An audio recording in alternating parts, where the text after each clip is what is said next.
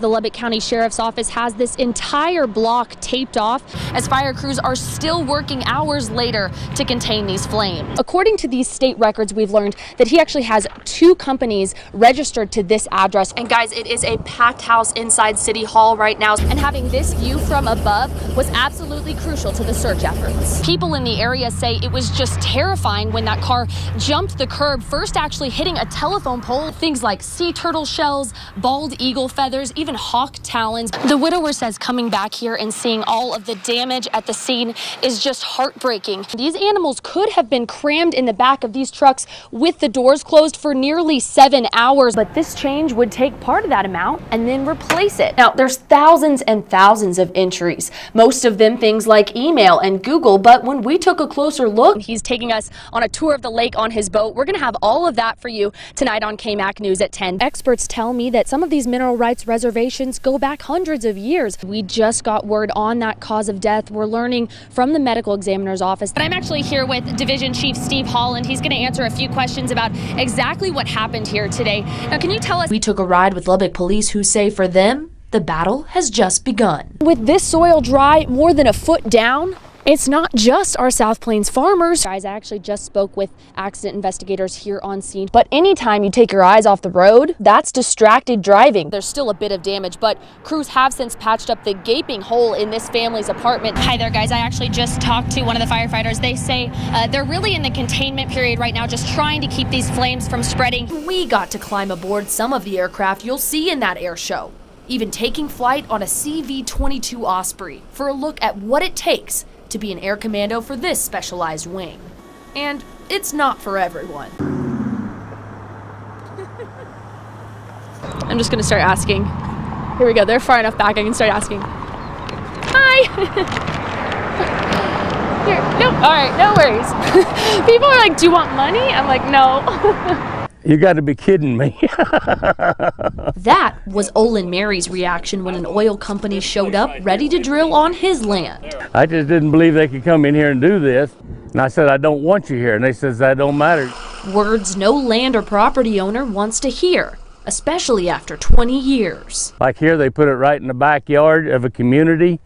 We would have had all that stink, the smell, the tanks. Like the guy told me, he says, I can put it in your front yard. That's because under Texas law, there's actually 2 estates on every piece of land. So just because you own everything above the surface, doesn't mean you own anything underground.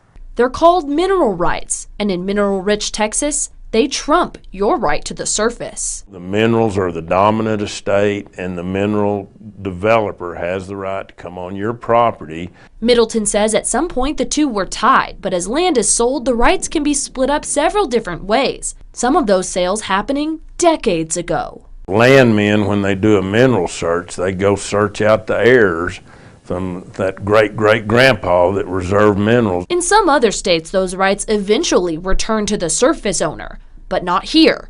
So if the current mineral rights owner comes knocking, they advise the surface owner to then negotiate some compensation. And you hope that you're dealing with somebody that'll be reasonable with you. Mary says that's exactly what he had to do, but the biggest thing is I think the laws need to be changed. If I'd known I didn't have the mineral rights and was going to get into this, I wouldn't have bought it. Luckily for him, the company didn't find anything, but he says there's still a mess left behind. And now they say that they'll clean it up, but you know, if they had found something, this would have been here indefinitely. Now, thankfully, his situation did work out, but to find out who owns the mineral rights under your land, or to find out if you do, you can head on over to the county clerk's office. There you'll find all filed land records, so you'll want to look for any language where the previous seller reserved all or even parts of the available mineral rights. We come every weekend almost. I've come here since college. Thank you, baby. You're welcome, Miss. And always try to get an angel section. Y'all drinking tea?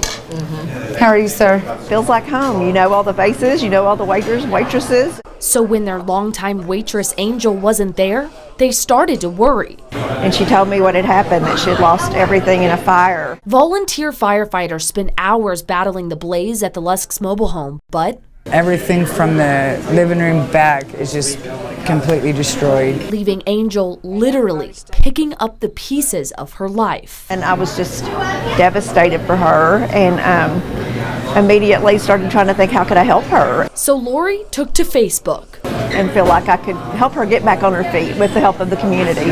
I never dreamed I would have the response that I did. I've been just collecting things ever since then. A blessing, because I really didn't think it would go like this. And without the community and all them, we wouldn't have been able to do that. But Lori says it's the least she can do after years of good service and really friendship.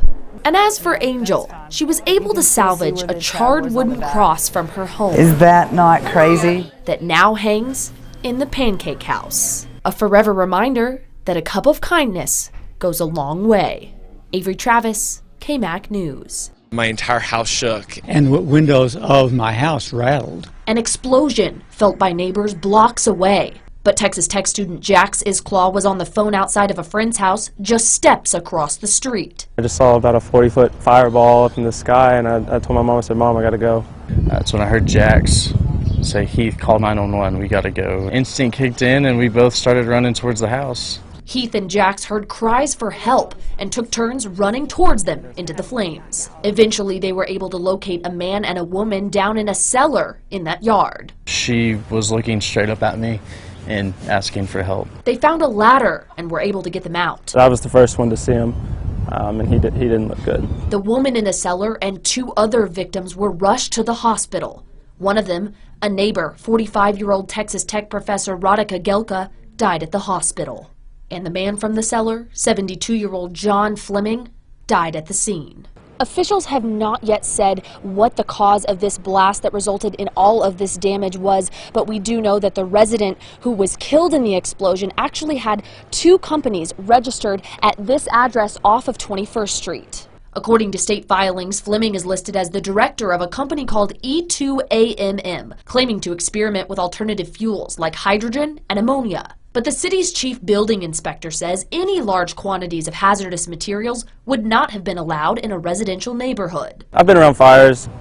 That one was definitely different. There was something in the fire, and I'm not sure what it was. But the 2 friends say they're just glad they were close by. If you would have told me yesterday that I was going to be running into a burning house, pull some people out, I would have told you you're crazy. I'd do the same thing right now if I knew the consequences.